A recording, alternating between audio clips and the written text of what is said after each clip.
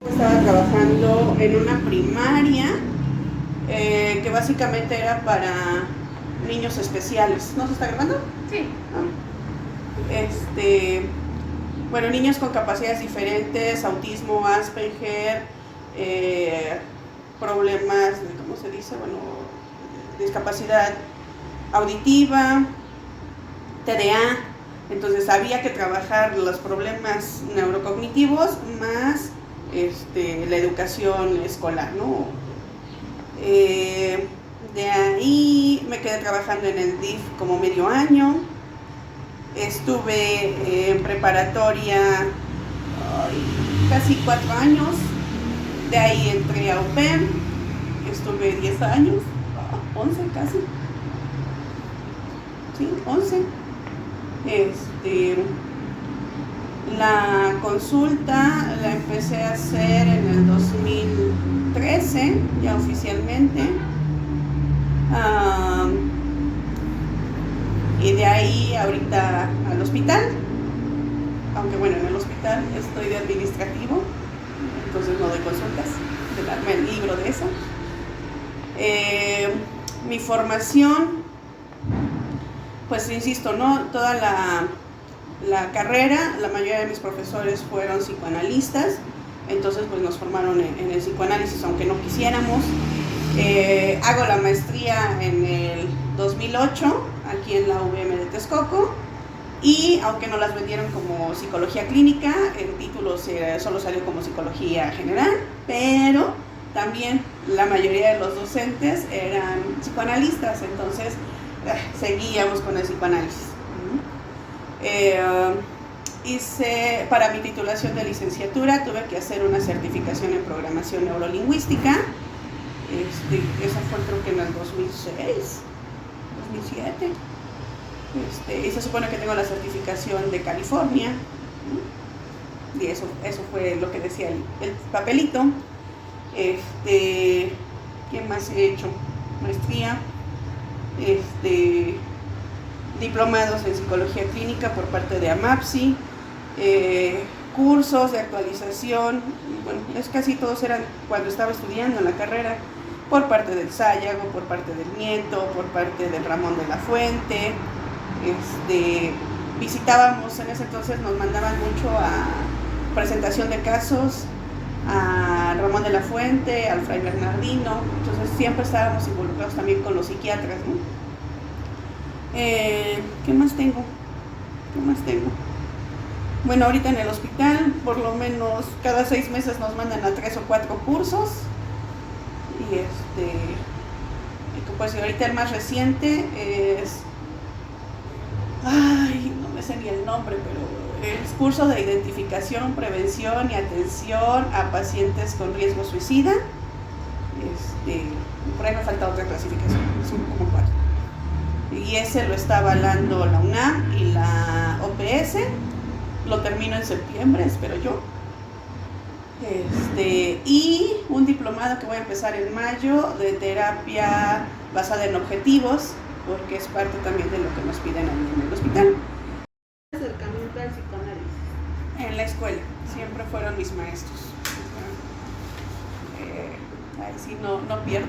Todo, por ejemplo, psicopatología, yo no conocí el DSM hasta, no sé, cuarto semestre, porque en tercero, que era cuando nos los daban, fue puro psicoanálisis.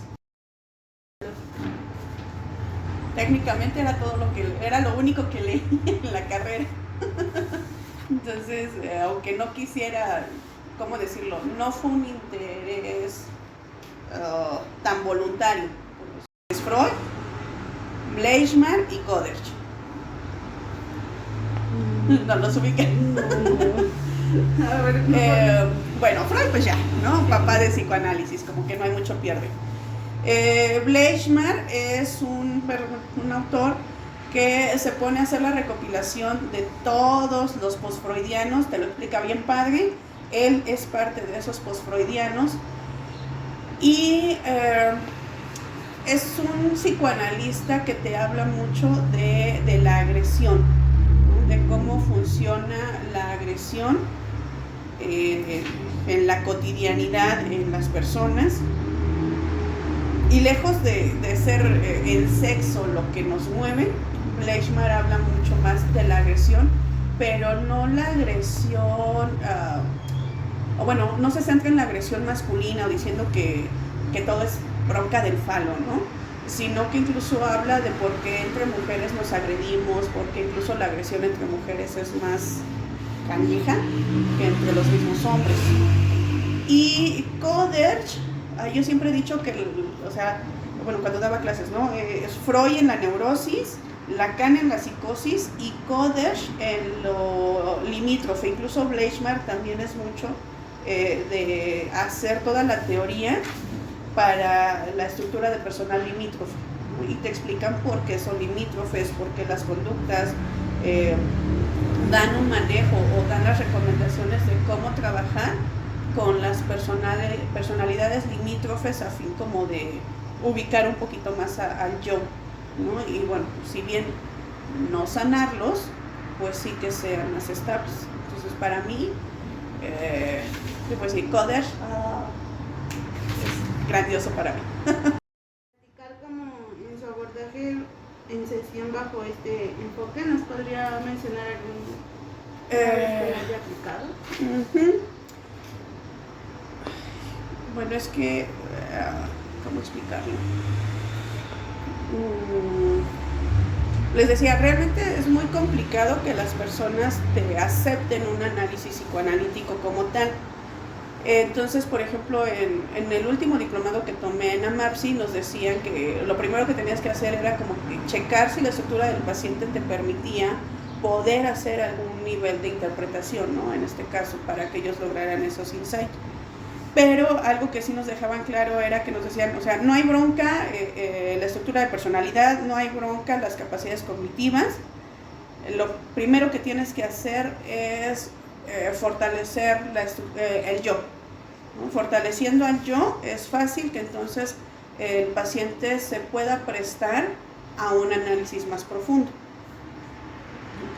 Y pues la realidad es que sí, hay pacientes que en cuanto tú empiezas a hacer esa fortaleza yoica, tradición, ¿no? Darles autoestima, autoconcepto, autoimagen,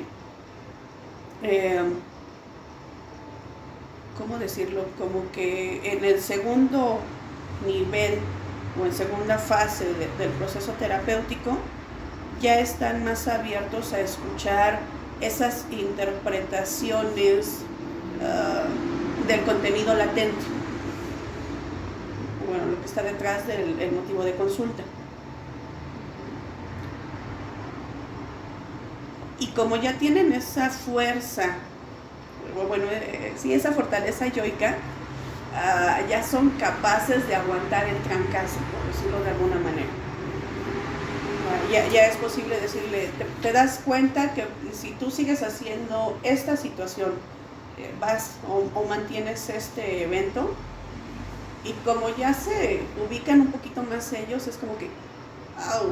Esa no me la esperaba, o esa no me la sabía, ¿no? Y ya como que lo captan más, y obviamente en una siguiente sesión te van a decir, uy, sí es cierto, o sea, no me había dado cuenta de que yo estaba provocando esto, ¿no? Apenas, por ejemplo, tengo una paciente, ella sufre mucha ansiedad, pero además en esa ansiedad ella cree que todo lo que sucede es para hacerle daño. Entonces, si yo se lo hubiera dicho hace, no sé, voy con ella 6 meses trabajando, ¿no? Si yo se lo hubiera dicho hace 4, seguramente la iba a poner a llorar y no iba a llegar al proceso terapéutico, no iba a continuar. Y apenas recientemente en una sesión, ya ella estaba reconociendo, ¿no? O sea, ya logré esto, ya me desenganché de esto, ya me atrevo a esto, pero me sigue dando miedo meterme a jugar en línea porque en ese grupo está el exnovio, ¿no? Me da miedo que ella utiliza una extensión en su cabello y dice, me da miedo que me toquen la cabeza porque van a sentir luego mi extensión. Y fue de plano decirle así de, oye, ¿te das cuenta que el mundo no gira a tu alrededor, que en realidad en el mundo solo somos un granito de arena, y quizás pues, ni quien se dé cuenta de lo que te está pasando? Y obviamente en ese instante siempre digo que ese choque, pero a la siguiente sesión llegó y dijo, sí es cierto, o sea, realmente al mundo no le está importando, yo me estaba clavando y la verdad es que esta semana la viví menos ansiosa. Entonces digo que ya vamos uno, pero pues obviamente esa interpretación, ese mini insight, todavía le falta hacer esa reelaboración donde ella lo relacione con el resto de síntomas o bueno, el resto de lugares en donde está repitiendo esta situación. Fue una pacientita que veníamos trabajando esta fortaleza yoica, veníamos trabajando esta aceptación de la familia que tenía. En teoría, por situaciones económicas, suspende el tratamiento y en esa suspensión de tratamiento después me entero que se suicida. Y entonces sí fue así el shock de, güey, no lo vimos o no lo capté o qué sucedió. Sí me hizo dudar de alguna manera de mí como paciente, ¿no? O bueno, como terapeuta.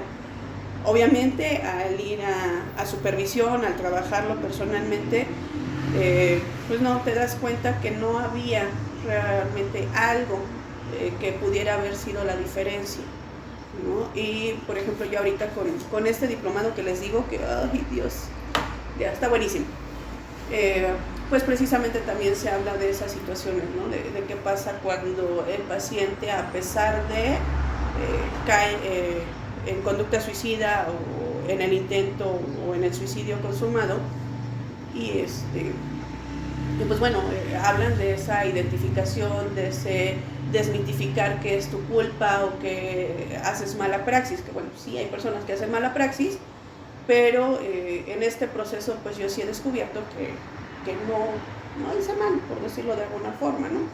Creo que ese es uno de los que sí me ha marcado mucho. Y pues es que yo te voy a decir, la mayoría de mis pacientes me dejan algo, me dejan marcado, ¿no? Ese ir viendo su evolución, ese cómo llegaron y cómo van avanzando, cómo se van. Creo que no podría decir que hay alguno en particular, ¿no? Todos tienen su particularidad que los hacen ser especiales. Y siento que no ha evolucionado o como que no ha avanzado tanto, ¿no? No sé, como que se siguen aferrando a que si no es Freud o si no es Lacan y si no es lo que ellos dicen, no funciona, a pesar de que pues Freud y Lacan ya tienen un siglo de existencia, ¿no? Y las cosas han evolucionado demasiado. Sí sirve muchísimo para entender, insisto, ¿no? La epigénesis de las patologías, pero no es la verdad absoluta. Y o cuestionas, innovas o mueres. Y es algo que al psicoanálisis le cuesta mucho innovar, ¿no? E incluso entre ellos mismos, cuando proponen algo nuevo, ha sido como que el ataque de no, porque estás contradiciendo a Freud, porque Freud nunca dijo eso, porque Lacan lo demostró así. Y digo, la verdad es que de repente en la práctica pues tú dices, no aplica o no termina de ser tan real lo que tú dices que está en el libro con lo que yo estoy viendo en la práctica. Entonces, sí, es muy padre profundizar muchísimo, pero está cayendo en desuso en cuanto a praxis. Incluso, por ejemplo, que un paciente acepte un proceso psicoanalítico es bien complicado porque todos quieren soluciones rápidas y en el psicoanálisis, si bien te va, pues en un año apenas si empezarás a ver un avance, no es que sea un psicoanálisis breve, pero aún así. Corrientes psicológicas, híjole. Ay. Mira, en este punto que he dejado de ser idealista y me han puesto a ser más práctica, más de praxis, creo que funciona más las corrientes cognitivo-conductuales que el psicoanálisis. A lo mejor diría en grado de efectividad o eficacia a corto plazo, definitivamente es terapias cognitivo-conductuales. Después me aventaría a decir que son las humanistas y al final es el psicoanálisis, ¿no? Insisto, por el grado de profundidad que requieren, ¿no? Y pues bueno, por ejemplo, ahorita ahí en el hospital, pues a nosotros nos piden eficacia, ¿no? Entonces, si tienes 50 personas en lista de espera, no puedes mantenerlos con una situación psicoanalista, ¿no? Ahorita lo que nos exigen es la actualización en cognitivo-conductual en cualquiera de las formas. Aceptan, y eso así entre comillas, porque mis compañeros han demostrado que les está funcionando, lo existencialista, pero en terapias breves. Y respetan el psicoanálisis, pero te dicen procura no emplear, ¿no? Entonces, sí, insisto, si hablamos de practicidad, pues sí, el psicoanálisis pierde, por decirlo de alguna manera. Si hablamos de ciencia, en el sentido de demostrar, repetir, comprobar y hacer teorías, pues obviamente lo cognitivo-conductual se lo lleva de cajón, ¿no? Las terapias basadas en objetivos, solución de problemas, ¿cómo se llama esta ahorita que me están dando? No me pregunten, TBS, sí, basada en solución de problemas. Hay otra, pero ahorita no me acuerdo, pero bueno, todas ellas básicamente es análisis conductual y obviamente evidencia, ¿no? Basado en evidencia, todo es evidencia. Y en el psicoanálisis, pues de repente la evidencia solo es la interpretación del paciente o la del psicoanalista, y no hay mucha manera de comprobarlo, ¿no? ¿Y el conductual? ¿Cómo? Sí, mencionó el cognitivo. Es que cognitivo-conductual te abarca todo esto, análisis y solución de problemas, análisis de conducta, basado en evidencias, basado en objetivos. O sea, cognitivo-conductual tiene así como 50,000 ramificaciones, ¿no? ¿Usted trabajó bajo algún enfoque? Ahora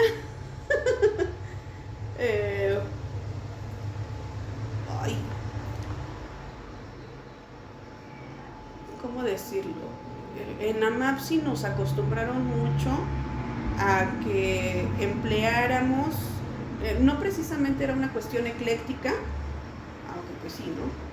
Te decían que tenías que ver cuáles eran las condiciones de tu paciente para saber qué corriente, o bueno, más bien si la corriente que tú manejabas se podía adaptar a él, y si no, tú adaptarte al paciente, ¿no? Entonces, en ese entonces a nosotros nos bombardeaban mucho con la terapia existencialista, bueno, humanista, ¿no? No existencialista, humanista.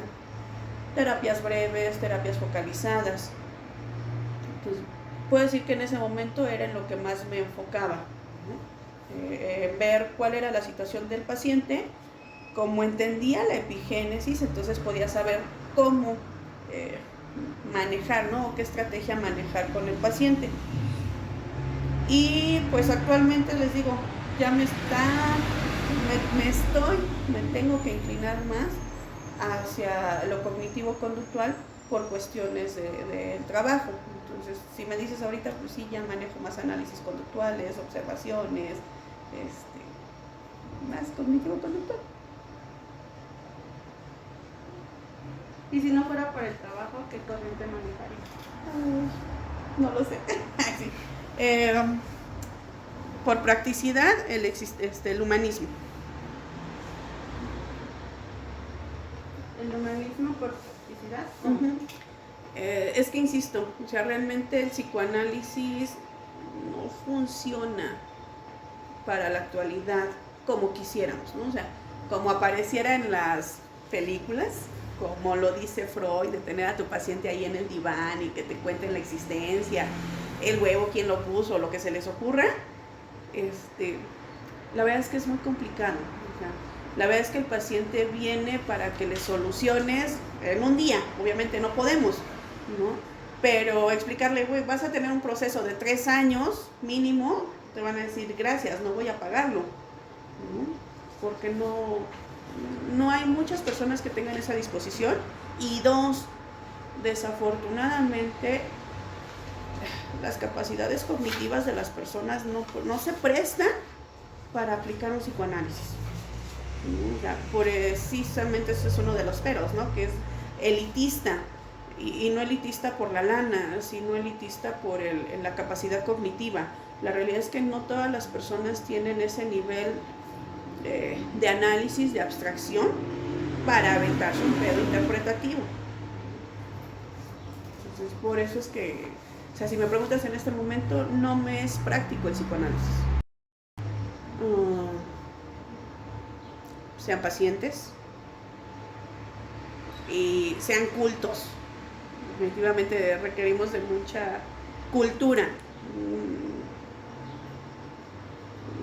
No sé, creo que en esos consejos lo resumiría, ¿no? Buscar una escuela que de verdad lo valga. Digo, desafortunadamente conozco personas que están años en formación psicoanalítica en escuelas donde no te dan ningún papel, porque el papel no vale tu capacidad cognitiva.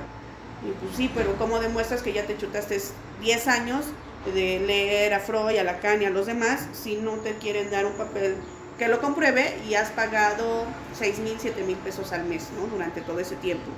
Escuelas que porque leyeron a Freud y a Lacan ya son psicoanalistas y te lo quieren enseñar, ¿no? Entonces, no, buscar una escuela que realmente sea de formación psicoanalítica,